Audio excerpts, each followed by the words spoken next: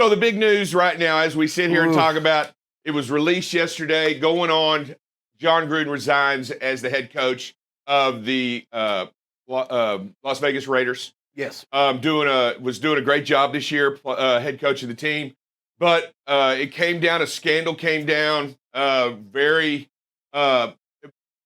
It was not known until released yesterday that emails from as far back as 10 years showing some racial innuendos, also some misogynistic verbiage, also some anti-gay bashing, and all this came about, and it got into the public eye. And as we sit here and we talk about it, the league over the last 2 years has made a big and genuine effort push to change what they're doing. I mean, they're trying to change their image, the way they look, and the way they're viewed. I mean, they're doing so many things within the organizations. You've watched some of the ads out there online, and you've seen what's going on.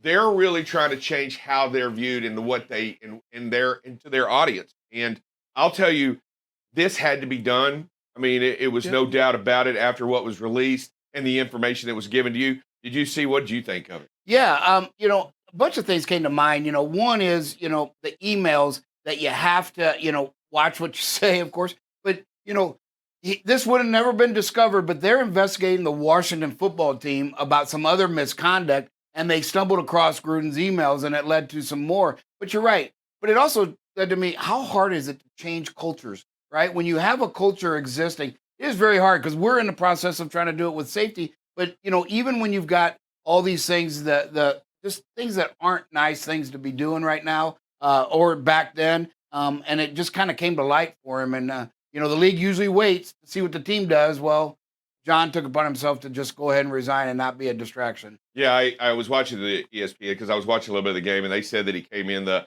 owner came in and sat down with Jon and visited with him right away. And I'll tell you, they did come to that unanimous decision. Something had to be done, and to move forward. You got to be careful what you say, and there is no room. I mean, my mother told me a long time ago, and I know this is crazy. She said to me a long time ago, "It's nice to be important, but it's more important to be nice." Yes. And I'll tell you, it's a life lesson. It's something you learn early in the sandbox, and that it travels throughout time. And what you say and how you present yourself will stay with you, right? Who you are is really who you are. And it's sad to see this happen to such a successful head coach, but the chips fall where they may. And if he did it, and it is true to him, and he admitted it.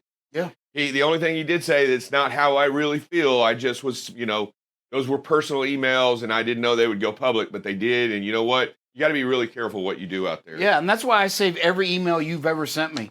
Because I just know that at some point I may need it, So I have every email from Drive Safe Dave. Yeah, but none of them are mean. None of them are mean. Okay. Also, speaking of out west, California beaches reopen after their spill, that oil spill, that tragic, 125,000 gallons. It looks like you can go back to surf, Bob. If you want to run out there, you can get catch you some waves. Look at this. They're out there playing a little beach volleyball with no net. That's what I'm talking about right there. That is how we got, Bobby, you think I'd look that good in a wetsuit? No. Hey, I don't know. Black is slimming. It might, you might, but they still got the one big danger out there, and that's them sharks, right? So I have no desire to be on a surfboard looking like a seal. No, I'm more along the walrus.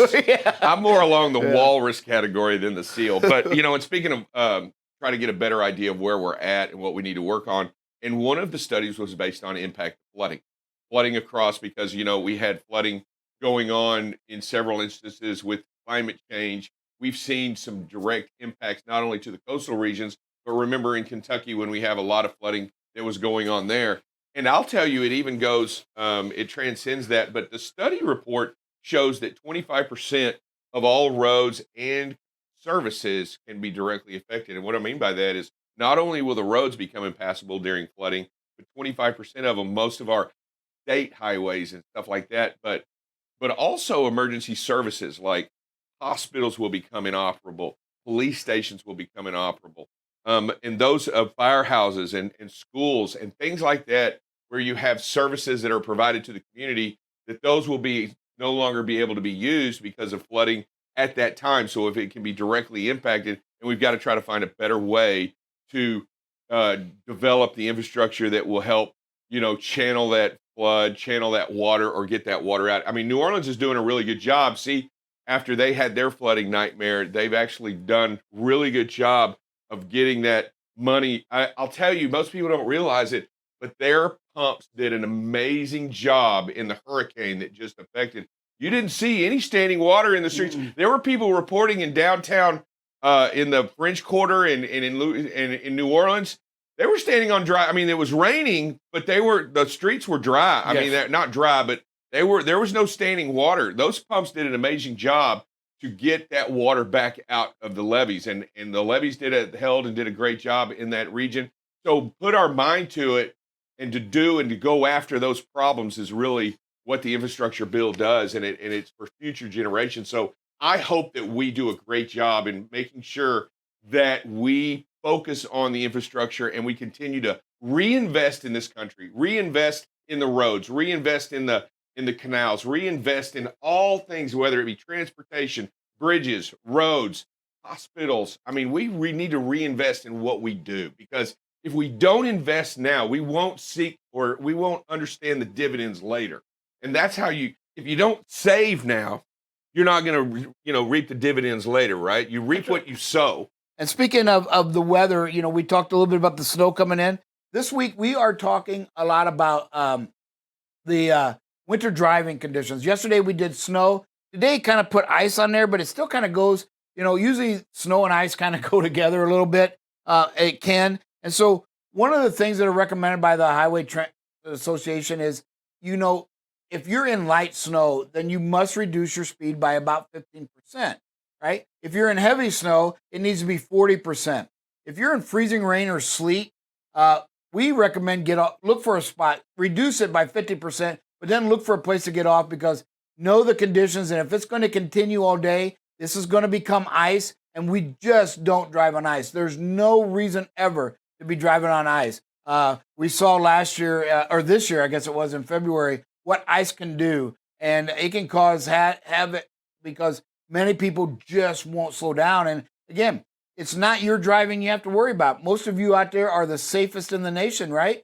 And that's what we want. But you got to realize that the others aren't. We see it all the time in our videos where the four-wheelers won't slow down, and they spin out in front of you. And then we're going to see a video today where the what if game comes in to play a lot. So you've always got to think about the other people in rain, fog, all this stuff where they just don't slow down. So we need everybody to know that you plan on it. 15% reduction on light snow, 40 in heavy snow. And if it starts to freezing rain or sleet, knock it down 50 or more, and start looking for a place to pull over, because if the conditions are expected to get worse and not warm up, then you need to get off the road. And you probably need to get off the road anyway. Let the amateurs get out of the way. Wait for that warm up to come, and so that way you can you can be safe, and you're not out there while the idiots are. And then once the weather warms up, the roads are wet, you can go out and drive a whole lot safer and be more productive. Hey, good morning.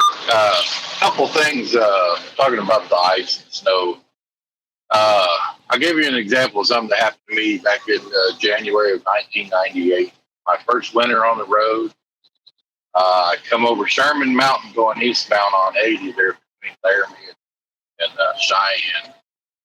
And it was nighttime. The roads just looked normal, maybe a little bit wet. There was a jackknife rig up ahead. Truck traffic was coming to a stop. I didn't have any problem coming to a stop. I didn't think anything about it. Sat there for about 10 minutes. Decided I needed to go to the bathroom. I got out of my truck, and when my feet hit the pavement, I fell and slid actually up to the bumper of the vehicle in front of me. That's how icy it was. And scared the Jesus out of me. It's like I said, it was my first winter. And I learned real quick what black ice was. But since then, one of the things I use is the mirror. And if I start seeing ice build up on that mirror, then I know the roads are probably starting to get a little bit slick. And that's all I was going to say. I think that's a great point. The the mirrors are probably going to ice up before the roads. All right, this first video, you know, plan and know your route. Folks, looks like a little indecision. Got to slow down. Dangerous, scary there a little bit. You know, if you're in an area for the new, you've got to pull over before this and have your roads kind of marked out that you know your exits. Here it looks like, oh, bad decision. Maybe this driver decided, hey, the safer thing was to take this and come back on. Love that if that's the decision. But just make sure that you know the area. Plan. Planning is critical to safety. Keeping our space. Don't forget the big picture. Look at it. Four-wheeler. Quick lane change and traffic is stopped, right? Again, you got to watch it. You know, this is one of those things where you just got to slow down. And that allows you to make the safer decisions, right? We see traffic's going to stop here. That truck swerved and swerved back, and then we're going to switch places with him. Well, there was a reason he swerved back. That's because that line was bigger. But these are all quick, sudden decisions. There was no time to signal and let people behind you know what they're going to do. There you got a camper up ahead, tailgating a big truck in the lane next to this driver. Got to stay back from this. You know, there's great space in the lane, but remember, you have to watch the space to your left and right. What if? And folks, I want you to remember this picture when you think, well, I'm not doing anything wrong. No, you're not, but there's a safer option, and that's to back off, maybe even get in the right lane. Don't know if that lane's ending, but you got to play the what if, and we're going to see a video at the end that's going to show you what can happen. So again, right, them two come into contact, and that's why we talk about, you know, we just seen that camper tailgating that truck. You got to back out of that because this is what can happen, right?